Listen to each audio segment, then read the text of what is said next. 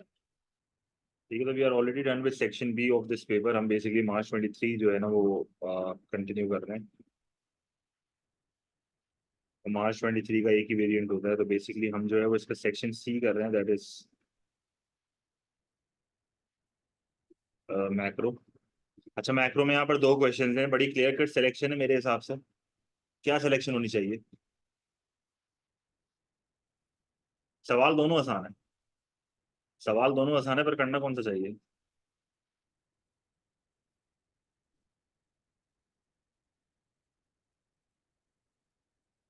पहले मुझे आपका माइंड देखना है जरा, सब बताओ क्या करना चाहिए। 4 के 5?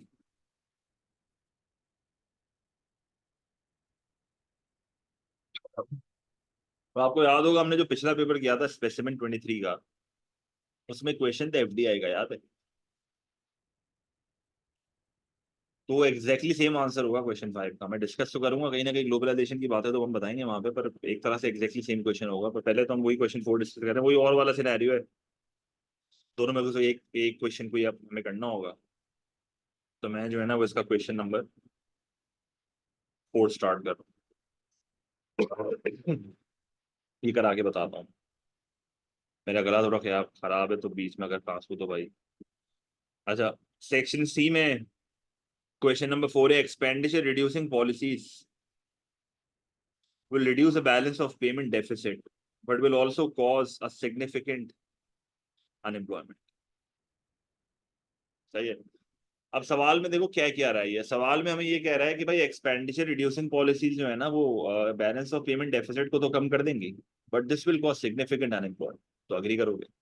AO1 और AO2 जो कि 14 मार्क्स का होता है, उसमें तो आपको सवाल के स्टेटमेंट से अग्री करना होता है, तो 14 मार्क के कंटेंट में मैं सिर्फ अग्री करूंगा।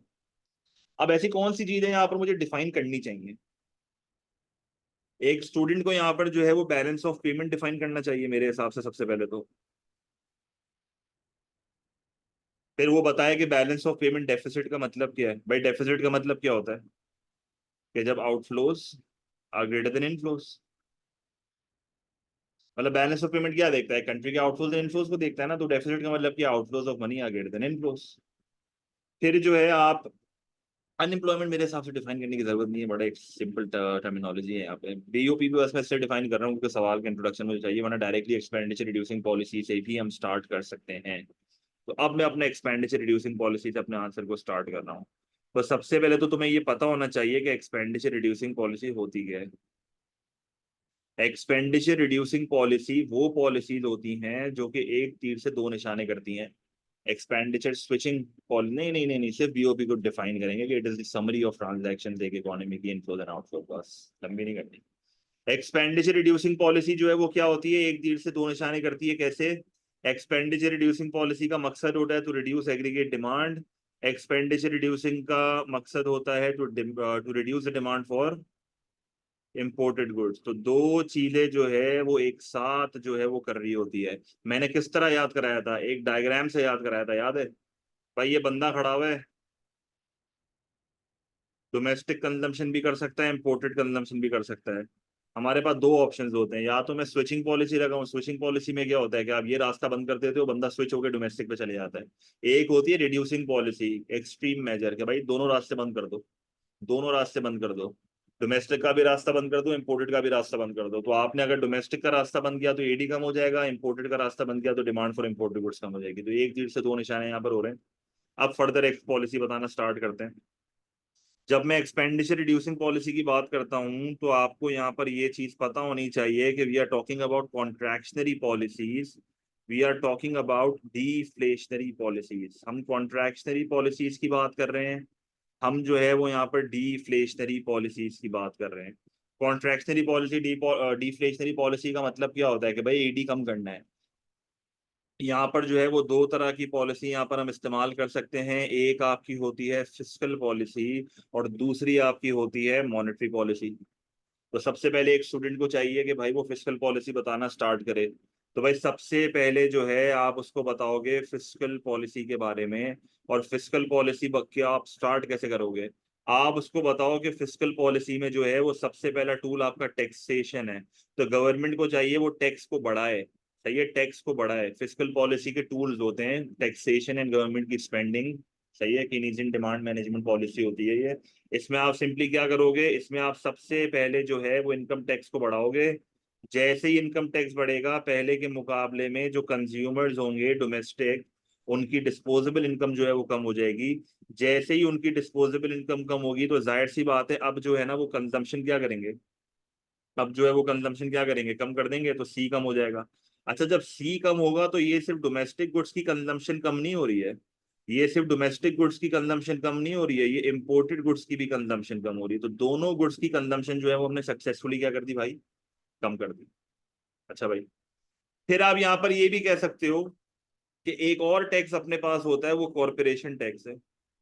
अब जब अपन कॉरपोरेशन टैक्स की बात करते हैं तो ये कंपनी के प्रॉफिट्स पे लग रहा होता है। अगर ये वाला टैक्स बढ़ा दिया तो कंपनी के रिटेन्ड प्रॉफिट्स, वो प्रॉफिट जो फ्यूचर के लिए संभाल के रखा है, वो कम होना शुरू हो जाएंगे। और जब ये कम होना शुरू हो जाएंगे तो इन्वेस्टमेंट कम होगी, इन्वेस्टमेंट कम होगी तो डाउनवर्ड मल्टीप्लायर इकोनॉमी में जो है वो एक आ रहा होगा, तो इकोनॉमी में इनकम्स कम होंगी और फिर मजीद कंजम्पशन कम होगी। जब कंजम्पशन कम होगी तो डोमेस्टिक की भी कम होगी, इंपोर्टेड की भी कम होगी।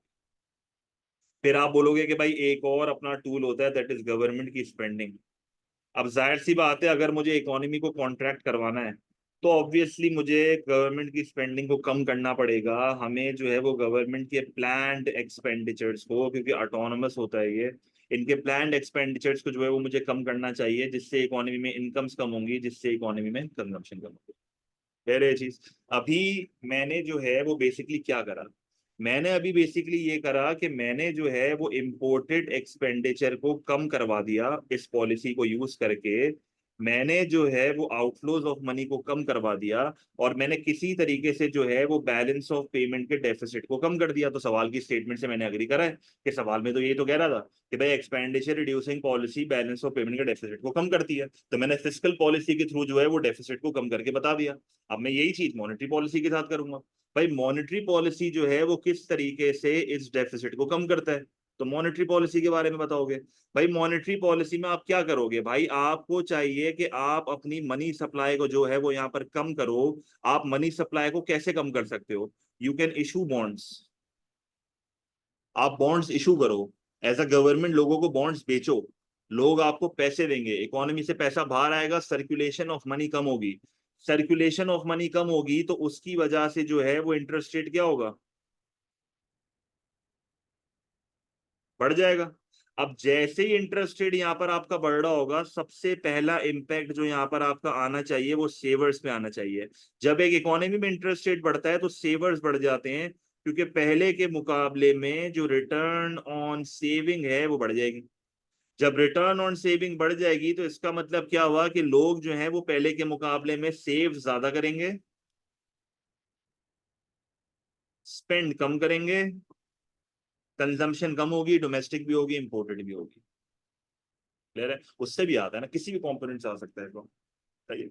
अच्छा, फिर आप उसको ये बोलो कि जब इंटरेस्ट रेट बढ़ते हैं तो पहले के मुकाबले में बोरोवर्स कम हो जाते हैं। बोरोवर्स क्यों कम हो जाते हैं, क्योंकि भाई इंटरेस्ट रेट बढ़ रहा है, पहले के मुकाबले में कॉस्ट ऑफ बोरोइंग बढ़ रही है। क्या बढ़ रही है, कॉस्ट ऑफ बोरोइंग। जब कॉस्ट ऑफ बोरोइंग बढ़ेगी तो पहले के मुकाबले में कम बोरो करेंगे, क्योंकि लोन लेना महंगा हो गया है। जब कम बोरो करेंगे तो इन्वेस्टमेंट कम होगी, डाउनवर्ड मल्टीप्लायर आएगा तो इनकम कम होगी, जिससे मजीद कंजम्पशन कम हो जाएगी।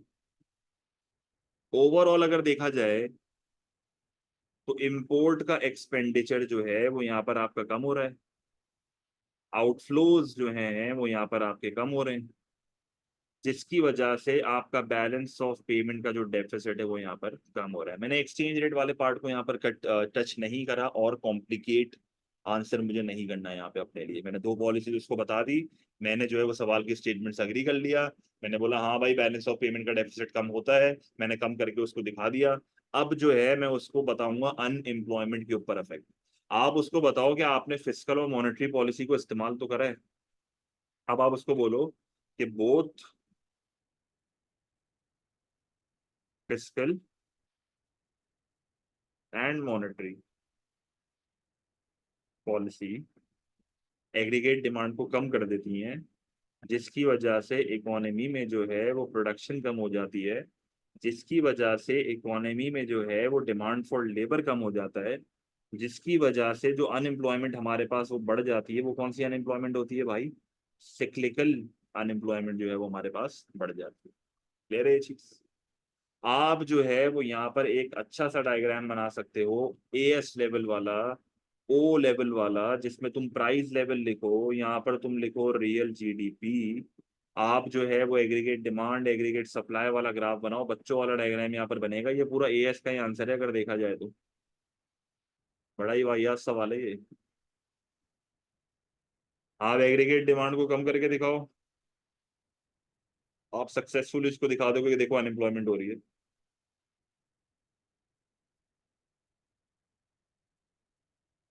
फिर मिल जाएंगे यार, इतना जाहिर सी बात है, वो एक्सचेंज रेट से कॉम्प्लिकेट हो जाएगा थोड़ा, तभी नहीं डाल रहा।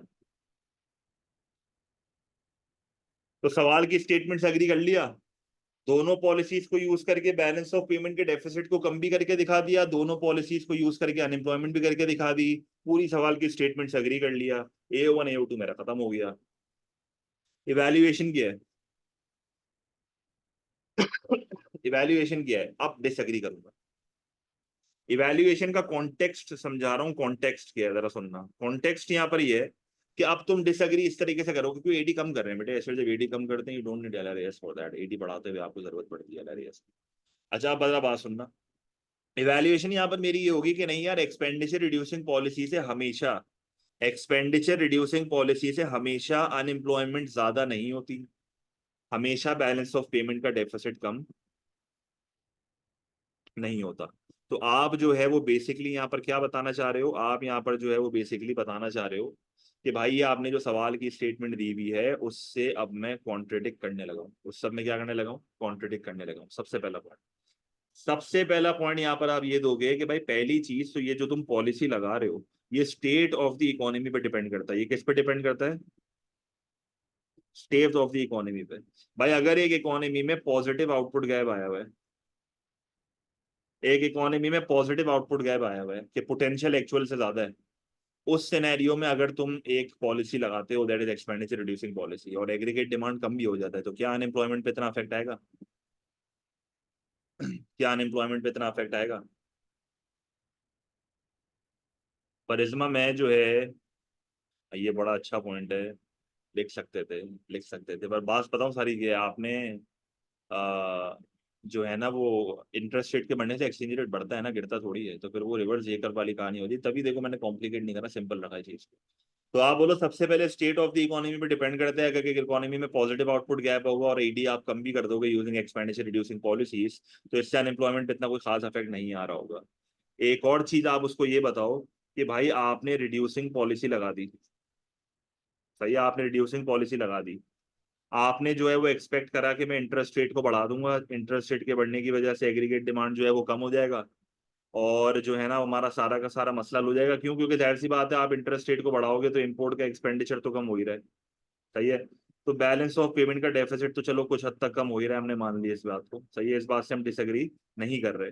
पर आप इसको ये बोलो कि भाई एग्रीगेट डिमांड के कम होने से आपकी इकोनॉमी में प्राइस लेवल भी तो कम हो रहा है, आपकी इकोनॉमी में प्राइस लेवल क्या हो रहा है? कम हो रहा है।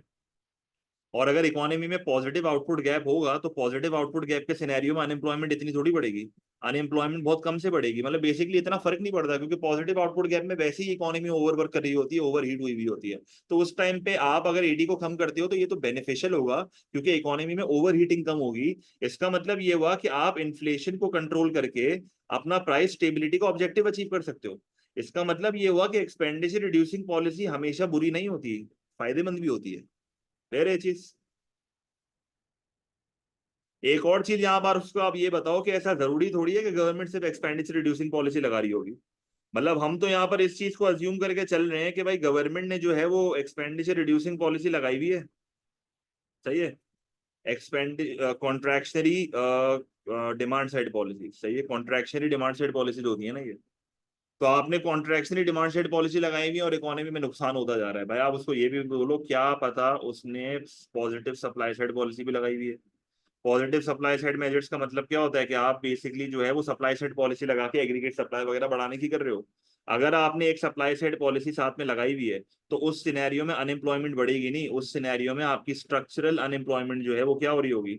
कम हो रही होगी, क्योंकि supply side policy structural unemployment को कम करती है, क्योंकि आप यहाँ पर वर्कर्स को रीट्रेन करते हो, एजुकेट करते हो, ऑक्यूपेशन मोबिलिटी को बढ़ाते हो, रीजनल अनएम्प्लॉयमेंट को टारगेट करते हो, फ्रिक्शनल अनएम्प्लॉयमेंट को टारगेट करते हो, तो आपकी स्ट्रक्चरल अनएम्प्लॉयमेंट जो है वो यहाँ पर कम हो रही है। क्लियर है चीज? अच्छा, एक और बात यहाँ पर ये है कि हम यहाँ पर अज्यूम कर रहे हैं कि लोग डोमेस्टिक गुड्स की भी डिमांड कम कर रहे हैं, इंपोर्टेड गुड्स की भी डिमांड कम कर रहे हैं, तो हम यहाँ पर उनको ये लिखेंगे कि लोग जीना थोड़ी छोड़ देंगे। भाई डोमेस्टिक में भी अगर चीजों की डिमांड कम हो रही है तो वो शायद महंगी चीजों की डिमांड कम हो रही है, भाई सस्ती चीजें तो अभी भी खरीदेंगे। इसका मतलब इकोनॉमी में ऐसा थोड़ी है कि स्पेंडिंग बिल्कुल खत्म ही हो गई। अगर आप रियलिस्टिकली सोचो कि अगर मैंने डिमांड साइड कॉन्ट्रैक्शनरी पॉलिसी लगा भी दी है और मैंने फिस्कल मॉनेटरी पॉलिसी लगा के जो है मैं एक्सपेक्ट कर रहा हूँ कि डोमेस्टिक गुड्स की डिमांड कम हो जाएगी, तो हमेशा थोड़ी ऐसा होगा। आप बोलो डोमेस्टिक गुड्स की डिमांड जो है वो बढ़ सकती है। अच्छा, किन डोमेस्टिक गुड्स की डिमांड बढ़ सकती है, किसकी यहाँ पर मैं बात कर रहा हूँ? यहाँ पर मैं बात कर रहा हूँ इंफीरियर गुड्स की। भाई अगर आपने जो है वो डिमांड साइड पॉलिसी लगाई है और लोगों की इनकम्स को कम कर दिया है, तो लोग शायद नॉर्मल गुड्स की कंजम्पशन छोड़ देंगे, लग्जरी गुड्स की कंजम्पशन छोड़ देंगे, पर अपनी बेसिक नेसेसिटीज और इंफीरियर गुड्स की कंजम्पशन तो अभी भी जारी रखेंगे। इसका मतलब ये हुआ कि इंफीरियर गुड्स की स्पेंडिंग तो यहाँ पर बढ़ रही है। फिर यहाँ पर आप उसको एक और चीज बताओ कि अगर आप कॉन्ट्रैक्शनरी फिस्कल पॉलिसी लगा रहे हो और आप टैक्स को बढ़ा रहे हो, तो गवर्नमेंट का टैक्स का रेवेन्यू यहाँ पर बढ़ सकता है। जब गवर्नमेंट का यहाँ पर टैक्स का रेवेन्यू बढ़ेगा तो गवर्नमेंट जो है वो बड़ी आसानी से अपनी स्पेंडिंग फ्यूचर में बढ़ा सकती है। लेट्स से मैं कहता हूँ कि भाई गवर्नमेंट ने जो है वो इंफ्रास्ट्रक्चर जो है वो स्पेंडिंग कर ली। जब इंफ्रास्ट्रक्चर स्पेंडिंग करेगी तो इससे एग्रीगेट डिमांड बढ़ेगी और पहले के मुकाबले में जो है वो अनएम्प्लॉयमेंट क्या होगी, कम होगी। कौन सा पॉइंट बोल रहे हो बात बेटा? अच्छा, ओवरऑल अगर मैं आंसर को कंक्लूड करूं तो आप उसको बोलो कि हाँ, ये policies balance of payment deficit कम तो कर देंगी, उस पे इतना बड़ा क्वेश्चन मार्क यहाँ पर नहीं आ रहा है जहां तक हमने इवैल्यूएशन लिखी और जो मेरे दिमाग में पॉइंट्स आ रहे हैं। पर कहीं ना कहीं जो है अनएम्प्लॉयमेंट के ऊपर जो इम्पैक्ट है वो अनसर्टेन। पीईडी वाला पॉइंट आ सकता है, बिल्कुल आ सकता है। यार अगर देखो, अगर आपको अब एक्सचेंज रेट घुसाना है ना, अब आप सब ये कह रहे हो एक्सचेंज रेट घुसाना है तो घुसा सकते हो, मसला नहीं है। आप मॉनेटरी पॉलिसी के साथ एक्सचेंज रेट को लिंक करो, फिर करेंसी को अप्रिशिएट करो और उससे बहुत चीजें आप घुमा सकते हो। पर आप अपने लिए मुश्किल करोगे इसको नहीं। अगर एक चीज वो कह रहा ना तो ना करो, ये वैसे ही एक्सचेंज रेट से बच्चे भागते हैं।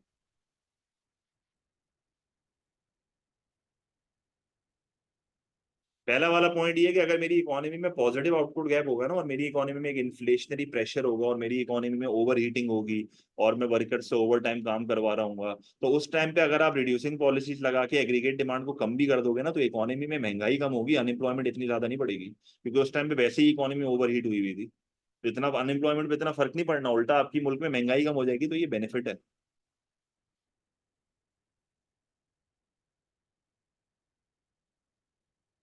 ठीक है, अब इसका आंसर जरा देख लेते हैं। तो ये मैंने ऑलरेडी ड्राइव पे अपलोडेड है यहाँ। तो आपने पहले, अच्छा देखो, मैंने इस क्वेश्चन में अनएम्प्लॉयमेंट को डिफाइन करा हुआ है, जरूरत नहीं थी, मैंने आपको वही बोला था, सही है। एक्सपेंडिचर रिड्यूसिंग पॉलिसी को भी डिफाइन करा हुआ है, फिस्कल पॉलिसी को भी डिफाइन करा हुआ है, हर छोटी छोटी चीज को डिफाइन किया हुआ है। फिर मैंने अपनी पूरी पॉलिसी समझानी है उसको। डायग्राम्स मैंने यहाँ पर बनाए हुए हैं, मैंने मनी सप्लाई को कम करने वाला डायग्राम भी बनाया हुआ है, जो इन्वेस्टमेंट को कम करने वाला डायग्राम भी बनाया हुआ है। मैंने एडी को कम करने वाला डायग्राम भी बनाया हुआ है। ये एक सिक्लिकल अनएम्प्लॉयमेंट का डायग्राम होता है, आप ये भी बना सकते हो। यहाँ पर लिखा हुआ है वेज, यहाँ पर लिखा हुआ है क्वांटिटी ऑफ लेबर। पहले डिमांड फॉर लेबर और सप्लाई ऑफ लेबर इक्वल थे। जैसे ही एक इकोनॉमी में डिमांड फॉर लेबर कम हुई तो लोग अपने वेज कट के लिए अग्री नहीं कर रहे, सही है। हमने ये पढ़ा था ना, वेज स्टिकेनेस। तो लोग जो है ना वो अपनी वेज कम करने के लिए अग्री नहीं करते, और क्योंकि लोग अपनी वेज कम करने के लिए अग्री नहीं करते तो डिमांड तो कम हो जाती है। तो सेम वेज के ऊपर एक डिसइक्विलिब्रियम आ जाता है, सेम वेज के ऊपर एक डिसइक्विलिब्रियम आ जाता है। रिपीट कर रहा हूँ, जरा गौर से सुनना। Demand and supply of labour equal है, डिमांड फॉर लेबर कम हो गई पर वेज टिकी है, लोग जो है ना वो कम वेज पे काम नहीं करना चाह रहे। तो इस ओरिजिनल वेज के ऊपर एक डिसइक्विलिब्रियम क्रिएट हो गया है। क्वांटिटी ऑफ सप्लाई अपनी जगह पे ही है पर डिमांड जो है ना वो यहाँ पर आपकी पीछे आ गई है, तो एक सरप्लस हो गया है। इसको अनएम्प्लॉयमेंट कहते हैं, ये सिक्लिकल अनएम्प्लॉयमेंट होती है। इसको डिसइक्विलिब्रियम भी कह सकते हो आप, डिसइक्विलिब्रियम अनएम्प्लॉयमेंट। ले रहे ये चीज।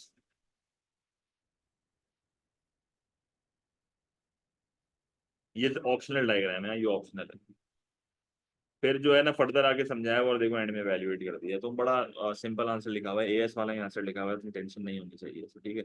अच्छा, जो क्वेश्चन नंबर 5 है ना हमारा, क्वेश्चन नंबर 5 बड़ा स्ट्रेट फॉरवर्ड है, अगर क्योंकि हमने जो स्पेसिमेन 23 का क्लास अगर आपने ली थी ना, तो उसमें एक एफडीआई का क्वेश्चन मैंने कराया था, वो एग्जैक्टली सेम आंसर है मेरी नजरों में, बस इंट्रोडक्शन चेंज होगा, ग्लोबलाइजेशन वगैरह की बात हो रही होगी।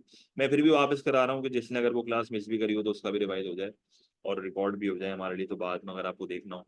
तो आप अगर इसका आंसर स्टार्ट करते हो तो क्वेश्चन पहले देख लो क्या लिखा हुआ है, assess the impact of globalisation on the standard of living in low income countries. तो ग्लोबलाइजेशन के बारे में हमने क्या क्या पढ़ा था, ग्लोबलाइजेशन का मतलब क्या क्या होता है, लिख लिख के पढ़ा रहा हूँ।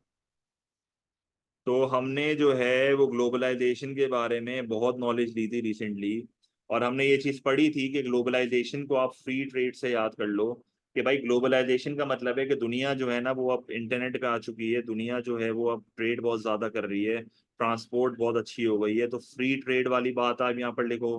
फिर आप यहाँ पर ये लिखो कि भाई free movement of capital, free movement of capital and labour, machines एक जगह से दूसरी जगह जा रही हैं, लेबर एक जगह से दूसरी जगह जा रहा है, इमिग्रेशन प्रोसेस अभी आसान हो गए हैं, लेटेस्ट टेक्नोलॉजी जो है वो ट्रांसफर हो सकती है, सही है, लेटेस्ट टेक्नोलॉजी, लेटेस्ट नहीं लिख रहा, बस ट्रांसफर टेक्नोलॉजी लिख देता हूँ। टेक्नोलॉजी जो है वो एक कंट्री से दूसरी कंट्री बड़ी आसानी से अब ट्रांसफर होना हो चुकी है, सही है। लोग बड़ी आसानी से अपने घर बैठे बैठे ऑनलाइन चीजें दुनिया के किसी भी कोने से खरीद सकते हैं, सही है। आप बोलोगे दुनिया भर में जो है वो कल्चरल एंड पॉलिटिकल टाइज जो है वो आजकल के टाइम पे बहुत ज्यादा बढ़ना स्टार्ट हो गए, स्ट्रेंथेंड होना जो है वो स्टार्ट हो गए, स्ट्रॉन्ग होना जो है वो स्टार्ट हो गया, जिसकी वजह से ग्लोबलाइजेशन और एनकरेज की जा रही है। फिर उसने बोला हुआ है लो इनकम कंट्रीज में ग्लोबलाइजेशन जो है वो स्टैंडर्ड ऑफ लिविंग को कैसे इम्पैक्ट करेगा। तो मैंने ग्लोबलाइजेशन के बारे में तो उसको बता दिया, मेरा जो नेक्स्ट स्टेप यहाँ पर होगा, मुझे उसको लो इनकम कंट्रीज के बारे में जो है वो बताना होगा। मैं उसको बताऊंगा कि भाई लो इनकम कंट्री वो कंट्रीज होती हैं जहां पर there are low levels of productivity, वहां पर जो है वो वर्कर इतने ज्यादा स्किल्ड नहीं होते। फिर आप ये कह सकते हो कि भाई हाई डिपेंडेंसी रेशियोज, पॉपुलेशन बहुत ज्यादा होती है तो जिसकी वजह से डिपेंडेंसी रेशियोज जो हैं वो बहुत ज्यादा होते हैं। आप ये भी लिख सकते हो कि इनकम पर हेड जो है वो लो होता है, तो आप लिखोगे लो जीडीपी पर हेड, या लो जीडीपी पर, उल्टा सीधा लिख दिया इसको, सही से लिख दिया, लो जीडीपी पर कैपिटा या पर हेड कुछ भी लिख लो, पर कैपिटल लिख दिया, पर कैपिटा। अच्छा उसके अलावा और यहाँ पर क्या लिख सकते हैं, आप यहाँ पर ये लिख सकते हो कि भाई डिपेंडेंसी है, dependency on producing and exporting primary goods. ठीक है जी।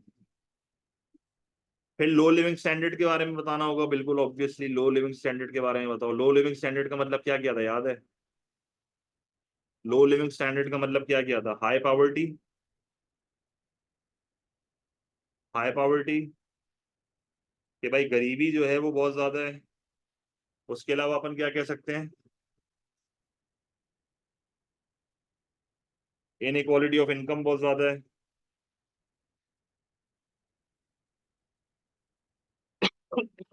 इसके अलावा क्या कह सकते हैं, पुअर हाउसिंग, कि भाई घर तो है, छत तो है पर इतनी अच्छी नहीं है। Poor education and health care,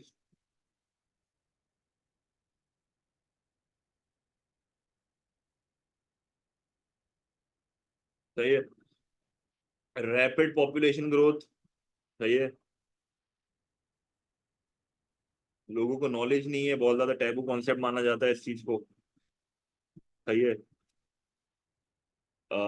mind set लोगों का बड़ा अजीब सा है, ये जो सबसे बड़ा मसला है ना, ये मैं आपको पढ़ा तो ही बताया था, जो कि हमारे लिए एक बहुत अजीब सा टॉपिक होता है जनरली इस्लामिक कंट्रीज में अगर देखा जाए, पॉपुलेशन ग्रोथ सबसे बड़ा इशू है।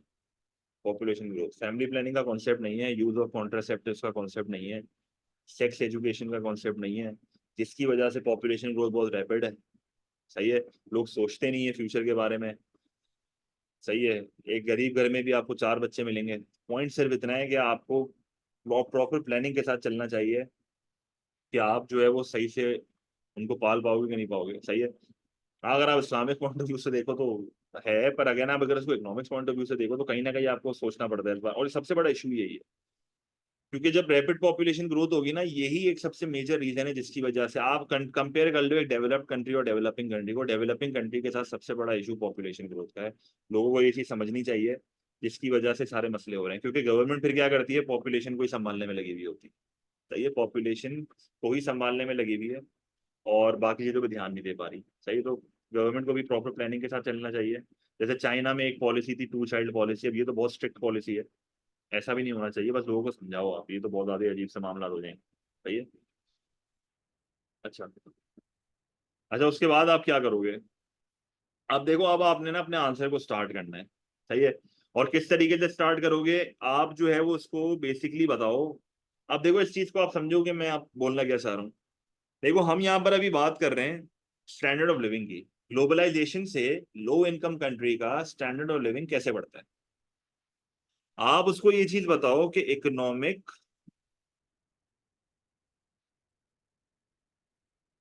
परफॉर्मेंस जो होती है वो अगर बढ़ रही है ड्यू टू ग्लोबलाइजेशन, इससे इम्पैक्ट आता है स्टैंडर्ड ऑफ लिविंग पे। आप उसको सबसे पहले तो ये बताओ कि भाई ग्लोबलाइजेशन का और स्टैंडर्ड ऑफ लिविंग का डायरेक्ट लिंक तो है ही नहीं। ग्लोबलाइजेशन इकोनॉमिक परफॉर्मेंस को इंप्रूव करता है, जिससे स्टैंडर्ड ऑफ लिविंग इंप्रूव होगा। पहले एक लिंक क्रिएट करो, एक आंसर का स्ट्रक्चर प्रॉपर दो उसको। फिर आप उसको ये चीज बताओ कि ग्लोबलाइजेशन में जो सबसे इंपॉर्टेंट एलिमेंट यहाँ पर आ रहा है, वो सबसे इंपॉर्टेंट एलिमेंट मेरी नजर में मल्टानेशनल है। ये मल्टानेशनल जो है ना, वो बड़ी आसानी से आ रही हैं, न्यू फैक्ट्रीज खोल ली हैं। मल्टानेशनल कह दो या फॉरेन डायरेक्ट इन्वेस्टमेंट कह दो, एक ही बात है। सही है। तो न्यू फैक्ट्रीज जो है वो यहाँ पर आपकी खुल रही हैं। और आप ये कह सकते हो कि मल्टानेशनल जो है वो लो इनकम कंट्रीज में जाके वर्क फोर्स को ट्रेन कर रही है। सही है। इससे जो है वो एक लो इनकम कंट्री की प्रोडक्टिविटी जो है वो बढ़ गई है। उस प्रोडक्टिविटी के बढ़ने से जो है वो क्या होगा, उस प्रोडक्टिविटी के बढ़ने से ये होगा कि उस इकोनॉमी में जो है वो सर्टेन बेनिफिट्स हो रहे होंगे इन टर्म्स ऑफ आउटपुट, कि भाई आउटपुट बढ़ जाएगा। आप कह सकते हो कि वहां पर एम्प्लॉयमेंट जो है वो ज्यादा जनरेट हो रही होगी। फिर आप यहाँ पर कह सकते हो कि भाई उस इकोनॉमी में इनकम्स बढ़ रही होंगी। बेसिकली मैं ये कहना ये चाह रहा हूँ कि जीडीपी पर कैपिटा जो है वो वहां पर कुछ हद तक बढ़ना स्टार्ट हो जाएगा। ओवरऑल जीडीपी भी जाहिर सी बात है बढ़ रहा है। आप उसको बोलो कि भाई वहां पर जो है वो फिर मल्टीप्लायर इफेक्ट आ रहा होगा, क्योंकि जाहिर सी बात है फ्री ट्रेड वगैरह है, फ्री मूवमेंट चल रही है, मल्टीनेशनल आएंगी, मल्टीप्लायर इफेक्ट होगा। आपके मुल्क में आके इन्वेस्ट करेंगी, $100 मिलियन इन्वेस्ट करेंगी, तो $100 मिलियन से आपकी इकोनॉमी में एग्रीगेट एक्सपेंडिचर बढ़ जाएगा। ये $100 मिलियन जो है वो एक जगह पे फिक्स नहीं रहता, ये मल्टीप्लाई होता है। सही है। और ये मल्टीप्लाई होता है on the basis of MPC. अगर मैं एमपीसी अज्यूम करता हूँ 0.8, सही है, अगर मैं अज्यूम करता हूँ एमपीसी 0.8, तो मल्टीप्लायर का फॉर्मूला क्या होता है, 1/1 - एमपीसी। सही है। तो मल्टीप्लायर कितना आएगा, 5 आएगा। तो $100 मिलियन की इन्वेस्टमेंट जो है वो $500 मिलियन में कन्वर्ट हो सकती है।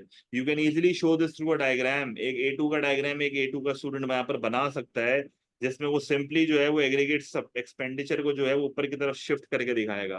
तो आपने वाई एक्सिस पे सबसे पहले लिख दिया एग्रीगेट एक्सपेंडिचर, आपने एक्स एक्सिस पे जो है वो लिख दिया रियल जीडीपी। ये आपकी इनकम की लाइन आ गई। एग्रीगेट एक्सपेंडिचर जो है वो आपने उसको बढ़ा के दिखाया, इक्विलिब्रियम आपका चेंज हो गया और आपने बड़ी आसानी से उसको रियल जीडीपी बढ़ा के दिखा दिया। क्लियर है ये चीज? कोई टेंशन नहीं आता।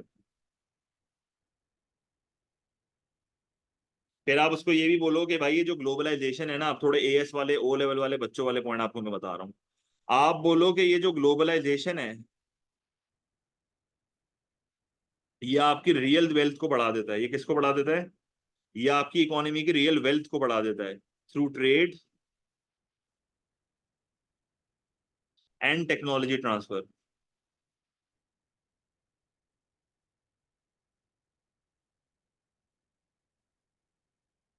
सही है। फिर आप उसको ये बताओ कि भाई ये रियल वेल्थ जब बढ़ जाती है ना, इसके बाद क्या होता है? जैसे ही ये रियल वेल्थ बढ़ जाती है तो इकोनॉमी में जो है वो क्या फायदे हो रहे हैं, इकोनॉमी में फायदा ये हो रहा है कि भाई इकोनॉमी में लोग जो है वो स्पेंडिंग ज्यादा कर रहे हैं, ज्यादा चीजें अफोर्ड कर पा रहे हैं, गुड्स एंड सर्विसेज अफोर्ड कर पा रहे हैं। और वो जो है वो बेसिकली हेल्थ केयर वगैरह अफोर्ड कर पाएंगे, हेल्थ केयर वगैरह अफोर्ड कर पाएंगे। हेल्थ केयर अफोर्ड कर पाएंगे तो उनकी पहले के मुकाबले में लाइफ एक्सपेक्टेंसी जो है वो क्या होगी, बढ़ जाएगी। उसके अलावा लोग जो है वो एजुकेशन अफोर्ड कर पाएंगे। एजुकेशन अफोर्ड होगी तो इकोनॉमी में जो है वो पहले के मुकाबले में लिटरेसी रेट जो है वो आपका बढ़ जाएगा। फिर आप ये भी कह सकते हो कि भाई गवर्नमेंट को यहाँ पर टैक्स रेवेन्यू भी तो मिल रहा है। गवर्नमेंट को यहाँ पर क्या मिल रहा है? टैक्स रेवेन्यू मिल रहा है। गवर्नमेंट को जो ये टैक्स रेवेन्यू मिल रहा है, गवर्नमेंट यही पैसा जो है वो अपनी आवाम पे खर्च करेगी। और जब अपनी आवाम पे खर्च करेगी तो जाहिर सी बात है, मैं यहाँ पर अज्यूम कर रहा हूँ कि government is spending this money on people, और उसके स्टैंडर्ड ऑफ लिविंग को आप बढ़ा रहे हो। तो यहाँ पर आप एजुकेशन हेल्थ केयर की बात करो, यहाँ पर आप कंज्यूमर गुड्स की बात करो, बस किसी तरीके से स्टैंडर्ड ऑफ लिविंग को आप बढ़ाओ। आप बोलो कि अगर आप हेल्थ केयर और एजुकेशन जैसी चीजों पे स्पेंडिंग करोगे तो एचडीआई बढ़ेगा। ह्यूमन डेवलपमेंट इंडेक्स में क्या होता है? हेल्थ केयर, एजुकेशन और इनकम पर रेट, यही सारी चीजें तो देखी जाती हैं। इससे जो है वो इकोनॉमी का स्टैंडर्ड ऑफ लिविंग जो है वो बढ़ जाएगा। सही है। कंज्यूमर गुड्स की अवेलेबिलिटी की वजह से भी बढ़ता है। बिल्कुल वही बात है, गवर्नमेंट अगर वर्किंग करेगी, कंज्यूमर गुड्स अवेलेबल करेगी, ड्यूरेबल्स अवेलेबल करेगी, नॉन ड्यूरेबल्स अवेलेबल करेगी, तो इससे स्टैंडर्ड ऑफ लिविंग बढ़ जाएंगे। पहले ये चीज। फिर आप उसको ये बताओ कि भाई ग्लोबलाइजेशन जो है ना वो फ्री ट्रेड एनकरेज कर रहा है। फ्री ट्रेड एनकरेज करने का मतलब है कि आप जो है वो रिमूव कर रहे हो ट्रेड रिस्ट्रिक्शंस को, you are removing trade restrictions. तो रिमूवल ऑफ ट्रेड रिस्ट्रिक्शंस, जब आप ट्रेड रिस्ट्रिक्शंस को रिमूव करोगे तो टैरिफ वगैरह कम कर रहे हो। आप जो है वो टैरिफ वगैरह कम करोगे तो लोग बड़ी आसानी से इंपोर्ट कर पाएंगे, लोगों की चॉइसेस बढ़ेंगी। फिर आप ये भी कह सकते हो कि दूसरी कंट्रीज हमारे गुड्स के ऊपर से भी टैरिफ हटाएगी। दूसरी कंट्रीज हमारे गुड्स के ऊपर से भी टैरिफ हटाएगी, तो इससे हमारा एक्सपोर्ट का रेवेन्यू जो है वो बढ़ सकता है, जिसकी वजह से मेरी इकोनॉमी में एग्रीगेट एक्सपेंडिचर बढ़ सकती है, जिसकी वजह से मेरी इकोनॉमी में जो है वो एक मल्टीप्लायर जनरेट हो सकता है, इसके थ्रू इनकम्स बढ़ जाएंगी। फिर आप यहाँ पर ये भी लिख सकते हो कि ग्लोबलाइजेशन जो है वो इनकरेज करता है स्पेशलाइजेशन को। कंट्रीज जो है वो उन चीजों पे फोकस करती है जिनमें वो अच्छी होती है। तो कंपैरेटिव एडवांटेज वाली बात यहाँ पर आप कर सकते हो कि आप जिस चीज में अच्छे हो उस चीज को बनाओ, वहां पर रिसोर्सेज को एफिशिएंटली जो है वो इस्तेमाल करो, और जिस चीज में अच्छे नहीं हो उसको इम्पोर्ट कर लो। इससे क्या होगा कि वर्ल्ड आउटपुट जो है वो बढ़ेगा, वर्ल्ड ट्रेड जो है वो बढ़ेगी, और ग्लोबलाइजेशन के और बेनिफिट्स होंगे। अगर आप एमपीसी वाली बात का जिक्र नहीं करते और मल्टीप्लायर वाली बात का जिक्र नहीं करते तो आपका आंसर ए टू के स्टैंडर्ड का नहीं होगा। हाँ, फुल मार्क्स तो मिल सकते हैं, पर इसको ए टू के स्टैंडर्ड को बनाने के लिए मैंने जो है ना वो मल्टीप्लायर वाली चीज यहाँ पर घुसा दी, ताकि जो है स्टैंडर्ड इंप्रूव हो जाए आपके आंसर का। पहली चीज बेसिकली हो ये रहा है कि 100 मिलियन की इन्वेस्टमेंट हो रही है और एमपीसी 0.8। इसका मतलब क्या हुआ कि एवरी $1 में से $0.8 जो है वो स्पेंड हो जाते हैं, 80% जो है वो स्पेंड हो जाता है। अगर एक इकोनॉमी में 100 मिलियन की इन्वेस्टमेंट आती है तो 1/1 माइनस एमपीसी मल्टीप्लायर का फॉर्मूला है। तो 5 आंसर आ रहा है। 100 मिलियन को मल्टीप्लाई बाय 5 करूंगा तो 500 मिलियन की इनकम जनरेट हो रही होगी इकोनॉमी में। तो ये मल्टीप्लायर इफेक्ट होता है। इकोनॉमी में जब एग्रीगेट एक्सपेंडिचर बढ़ता है तो मल्टीपल टाइम्स बढ़ता है। कॉन्सेप्ट ये मैं यहाँ पर ये समझाना चाह रहा हूँ इस पॉइंट के थ्रू। फिर आप इवेल्युएशन के ऊपर आओगे। आप बोलोगे नहीं यार, ग्लोबलाइजेशन जो है जिधर, ये भी बहुत अच्छा पॉइंट है, आप इसको मजीद समझा सकते हो कि भाई एक्सपोर्ट रेवेन्यू के बढ़ने से मजीद कंट्री में जो है वो एम्प्लॉयमेंट भी जनरेट हो सकती है, क्योंकि आउटपुट और बढ़ाना पड़ेगा डिमांड को मीट करने के लिए। बिल्कुल लिख सकते हैं। अब इवेल्युएशन के ऊपर आ जाते हैं। जिधर तुमने स्टैंडर्ड ऑफ लिविंग को बढ़ा के दिखाया ग्लोबलाइजेशन के थ्रू, उधर तुम उसके नुकसानात भी बताओगे। आप सबसे पहले चीज ये बोलो कि हमने मल्टानेशनल को जो है वो इस कंट्री में बुलाया, वो भाई खुद कमाने आ रही है, वो हमें कमा के आने नहीं दे रही, वो एक्सप्लॉइट करेगी हमारे लेबर को। वो हमारे लेबर को लो वेजेस देगी क्योंकि उसको पता है हमारा लेबर अनस्किल्ड है। सही है। क्लियर है ये चीज, हमारा लेबर अनस्किल्ड है, हमारी इकोनॉमी में अनएम्प्लॉयमेंट ज्यादा है, फायदे उठाएगा। फिर आप ये भी बोलो कि ये साला जो यहाँ पर पैसे कमा रहा है वो खर्च थोड़ी करेगा, ये अपने प्रॉफिट्स को भेज देगा वापस। भेजने का मतलब क्या है? ये सेंड बैक कर देगा टू होम कंट्री। तो हमारे लिए तो आउटफ्लो हो गया ना ये सीधा सीधा। और हमारे लिए आउटफ्लो हो गया, इसका मतलब क्या हुआ कि भाई इसने अपना प्रॉफिट तो अपने मुल्क भेज दिया। इसका मतलब ये री इन्वेस्ट तो कर ही नहीं रहा, तो हमारा क्या फायदा हो रहा है इसमें? फिर आप ये चीज बोलो कि हमने ऊपर डिस्कस करा कि गवर्नमेंट का टैक्स का रेवेन्यू बढ़ रहा है। भाई ये टैक्स का रेवेन्यू नेसेसरी नहीं है, not necessary that it will be used, that it will be used to increase standard of living।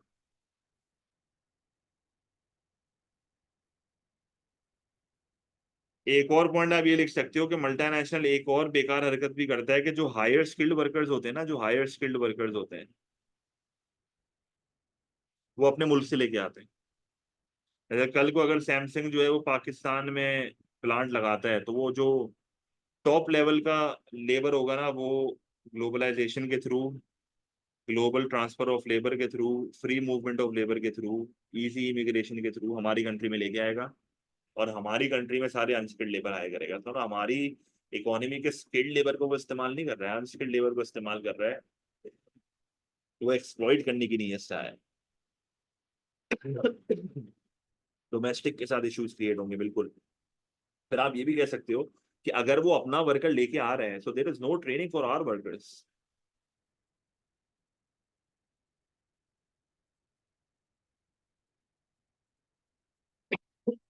ले रहे हैं। फिर आप ये भी बोलो भाई कहीं ना शॉर्ट टर्म लॉन्ग टर्म वाली बात आ रही है। तो बोलो भाई ये शॉर्ट टर्म बेनिफिट्स दे रहा है, इसके लॉन्ग टर्म कॉन्सिक्वेंसेज बहुत हैं। भाई ऐसा ना हो जाए कि तुम डिपेंड हो जाओ ट्रेड के ऊपर, डिपेंडेंस ऑन ट्रेड। ठीक है। रिसोर्सेज डिप्लीट होंगी बिल्कुल। डोमेस्टिक फर्म्स के ऊपर इफेक्ट आएगा बिल्कुल। तो बहुत पॉइंट्स हैं, आंसर देख लेते हैं। लिखा हुआ है, बड़ा अच्छा आंसर लिखा हुआ है, सिंपल आंसर है। चाहिए डायरेक्ट वैल्यूएशन पे आ रहा हूँ, कंक्लूजन पे आ रहा हूँ। कंक्लूजन देखो क्या लिखा हुआ है आंसर का। वैल्यूएशन तो हमने डिस्कस कर ली, 3 पॉइंट्स बता देना वैल्यूएशन, बट बहुत बार बता दिया है मैंने। Conclusion देखो, in order to conclude, it is clear that there is a potential role for globalization to improve the standard of living, but this will depend on many factors which have been referred above. Some of which might have an overall negative impact. Also, it is very important to ensure that an appropriate measure of standard of living is used. One which does not rely entirely on the material benefits gained by globalization. आप simply ये नहीं देख सकते कि income बढ़ेगी, income तो बढ़ेगी, income तो हर हाल में बढ़ेगी। क्वालिटेटिव फैक्टर्स क्या देख रहे हो आप? सिर्फ जीडीपी को as a measure of standard of living ना देखो, एचडीआई को भी यूज करो, एमईडब्ल्यू को भी यूज करो, एमपीआई को भी यूज करो। सिर्फ मटेरियल ना देखो, क्वालिटेटिव फैक्टर्स भी देखने पड़ेंगे आपको। क्लियर है ये चीज?